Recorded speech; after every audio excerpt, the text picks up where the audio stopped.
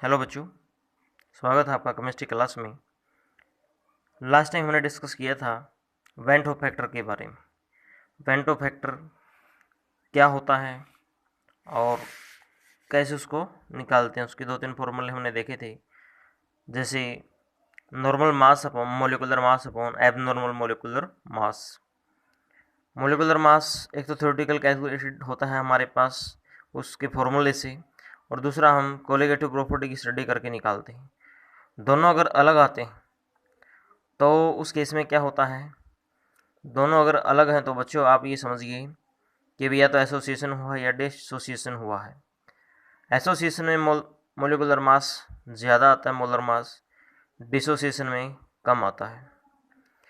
तो आई की वैल्यू अगर हम देखें अलग अलग मेथड से निकल सकती है। कोलिगेटिव प्रॉपर्टी की वैल्यू अगर आपके पास है, एक एक्सपेरिमेंटल और एक थ्योरेटिकल जो कैलकुलेटेड होती हो, उससे भी निकल जाएगी। एक्सपेरिमेंटल वैल्यू आप ऊपर रखेंगे, कोलिगेटिव प्रॉपर्टी की कैलकुलेटेड वैल्यू नीचे रखेंगे, जैसे फॉर्मूले के अंदर दिखा रखें।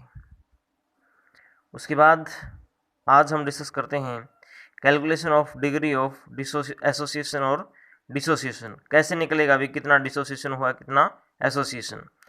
Calculation of the degree of dissociation, it can be defined as the fraction of this total substance that undergo dissociation. जितना डिसोसिएट हुआ है, it can be defined as total substance that undergo dissociation, जितना dissociate हो गया है और जितना आपने लिया था।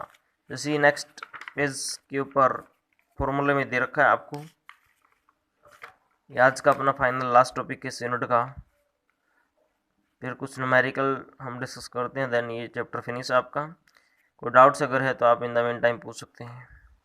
डिग्री ऑफ डिसोसिएशन अल्फा से रिप्रेजेंट करते हैं हम। Number of moles dissociated upon total number of moles taken. मान लो 5 मोल क्या हो गए, डिसोसिएट हो गए। भाई आपने लिए थे 12 मोल टोटल, एज्यूम कर लिया 12 मोल्स लिए थे किसी सब्सटेंस के, तो 5 मोल क्या हो गए, डिसोसिएट हो गए।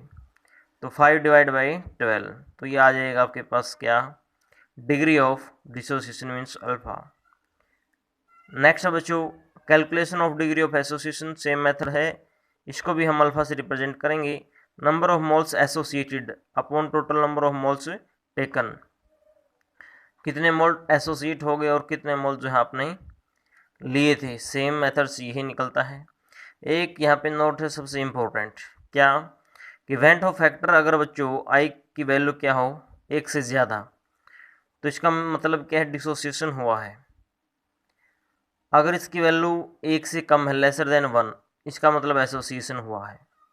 क्योंकि देखिए हम कैसे निकालते हैं वेंट ऑफ फैक्टर का, एक फॉर्मूला हमारे पास क्या था, नॉर्मल मास अपॉन कैलकुलेटेड जो मास होता है मोलर मास, ये नॉर्मल हो गया, और नॉर्मल एम बोल सकते हैं इसको, एम एन मतलब नॉर्मल मोलिकुलर मास, और ये हो गया एबनॉर्मल जो कैलकुलेटेड है। ये नॉर्मल आ गया आपका, ये स्टडी करके निकालें, कोलिगेटिव की स्टडी करके, प्रॉपर्टी की स्टडी करके उस फॉर्मूले से। तो अब मान लो नॉर्मल कितना है, अभी इसका 60 है, एसिटिक एसिड का एग्जांपल लेते हैं, और जो एबनॉर्मल वो कितना आ गया 120, इजकल टू क्या हुआ 1/2, मीन्स लेस देन 1 है ये वैल्यू, लेस देन 1, तो क्या हुआ है एसोसिएशन। मैंने बताया था एसिटिक एसिड के केस में क्या होता है, एसोसिएशन। और डिसोसिएशन अगर होता है तो आई की वैल्यू ज़्यादा आएगी, इतना समझ लीजिए बच्चों आप। इसके साथ ही चैप्टर आपका यूनिट फिनिश है, इसको अच्छे से करें, इसके क्वेश्चंस की प्रैक्टिस अभी हम करते हैं 1-2 वीडियो के अंदर। Thank you.